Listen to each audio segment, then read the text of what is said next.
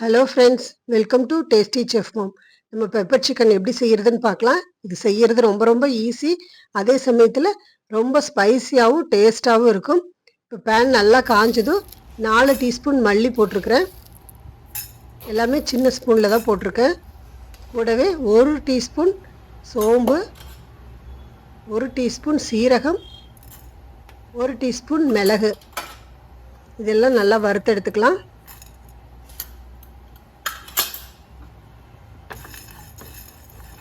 நல்லா கரிஞ்சிடாமல் மெதுவாக வச்சு வறுத்துக்கோங்க.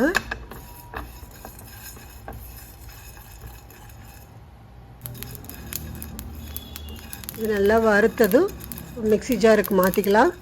மாற்றி அரைச்சி எடுத்து வச்சுக்கலாம். இப்போ வேறொரு பேனில் 1 டேபிள் ஸ்பூன் வெண்ணெய், 2 டேபிள் ஸ்பூன் ஆயில், இது நல்லா காயட்டும்.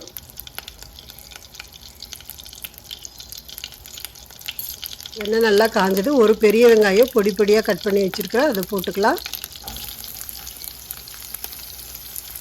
போட்டு நல்லா வதக்கி விட்டுக்கலாம்.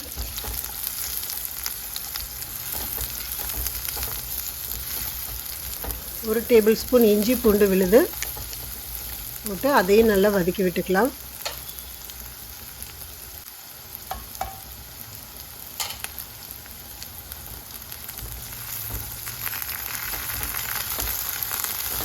வெங்காயம் நல்லா வதங்குற வரைக்கும் நல்லா கலந்து விட்டுக்கலாம்.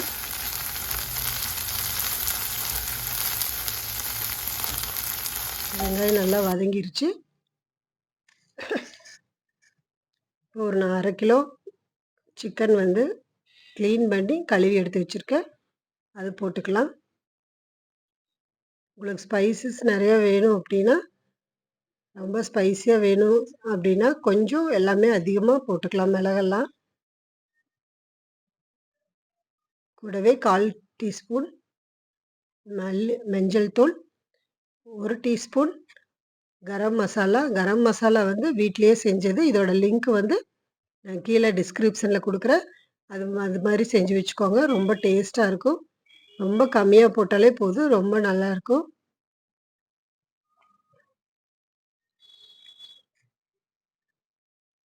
இது நல்லா கலந்து விட்டுட்டு ஒரு 1/2 டீஸ்பூன் உப்பு போட்டுக்கலாம்.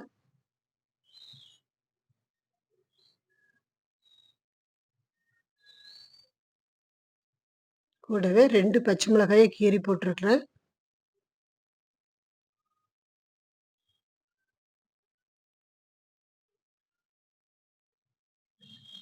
எல்லாம் போட்டு ஒரு 5 நிமிஷம் எண்ணெயில் வேக வச்சு எடுத்துக்கலாம்.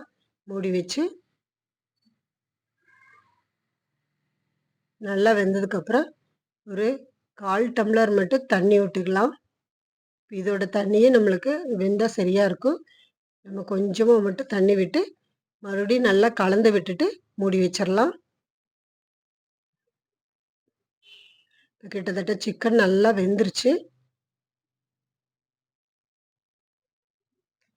இப்போ நம்ம அரைச்சி வச்சிருக்கிற பவுடரை அதில் கொட்டிக்கலாம். இது நல்லா கிளறி விட்டுக்கோங்க.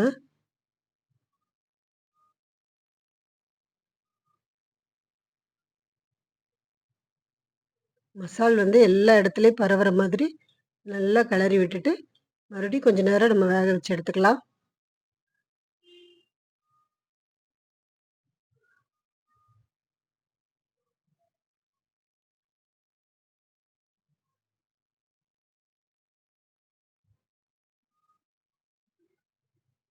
இது அப்படியே கொஞ்சம் ஒரு 5 நிமிஷம் வேகட்டும், மூடி வச்சிடலாம்.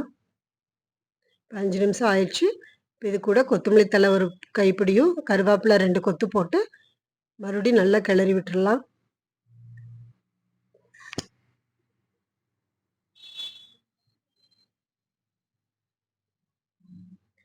அவ்வளோதான். ரொம்ப ரொம்ப டேஸ்ட்டாக இருக்கும்.